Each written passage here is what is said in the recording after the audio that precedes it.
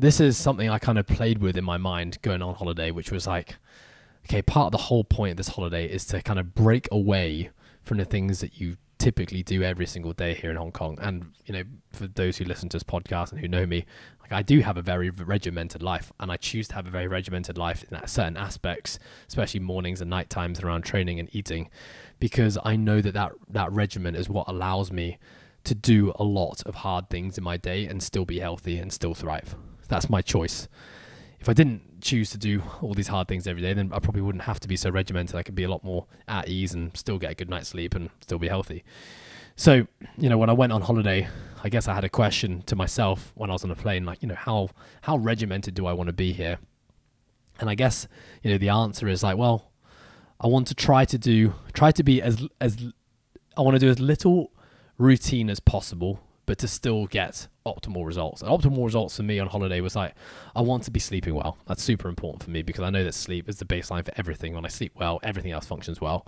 I want to get some movement in, but I definitely wasn't attached to being in a gym because that's where I basically spent every day for the last 3 years. So I want to explore other things.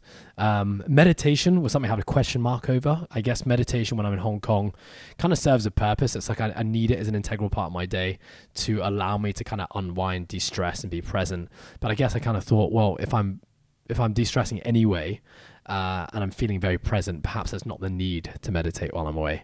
And things like stretching, which I do every night here in Hong Kong, that's kind of the same as meditation. Do I really need to do that? Maybe I don't. And so what actually ended up happening was that there were actually a few routines that I really kept with me the entire 3 weeks. And there was a lot of other routines that I let go of, and now getting back to Hong Kong, kind of get back into the routine of.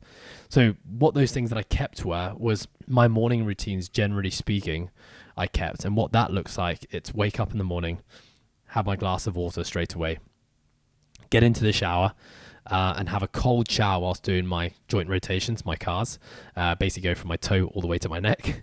And then I get out the shower and I finish off some of the other joint rotations like my hips, basically all the big rotations that I don't have space to do in the shower, I then do afterwards. And then I'll basically go through some squat therapy. So kind of 2 to 3 minutes spending time in the bottom of a squat barefoot. Because I want to, that's a position I'm really trying to rebuild, especially on the knee that I've had lots of surgeries on. And I've been doing that now consistently for about 3 months and seeing really, really massive improvements in my knee health in general, but also in terms of like strength and the amount of flare-ups I've had. So I wanted to kind of keep that going. So those things all stayed a part of my morning routine. And then in terms of my night routine, that pretty much kind of went out the window. I didn't do any stretching at nighttime. I did very little like pre-bedtime meditations. I read. That's something I did every single night. I read a fiction book before bed. Some nights when I was knackered and exhausted, that was like 10 seconds of reading before I went to bed. Other nights, that would be sometimes like 1 to 2 hours of reading before I went to bed. I journaled every morning and I journaled every night. That's a routine I have in Hong Kong, and I kept that going. And essentially, apart from that, everything else that I normally do on a daily basis kind of went out the window.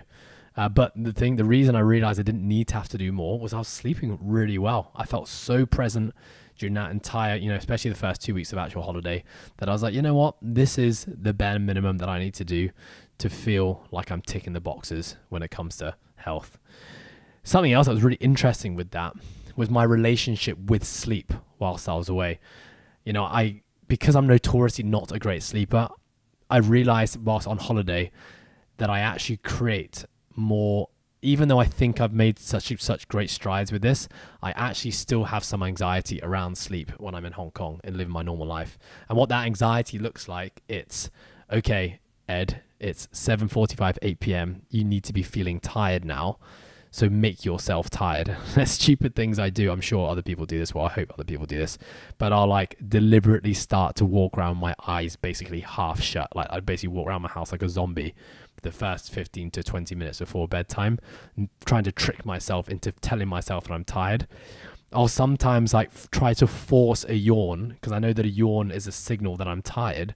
And sometimes I'll try so hard to force a yawn that I actually cannot yawn. It's ridiculous. So I do these like half fake yawns and I'm like, what are you doing? Whereas when I was on holiday, even though I woke up every morning without an alarm most of the time, and I was basically waking up feeling refreshed, Sometimes that would be 7 hours, sometimes it'd be 6 hours, sometimes it'd be 9 hour sleeps.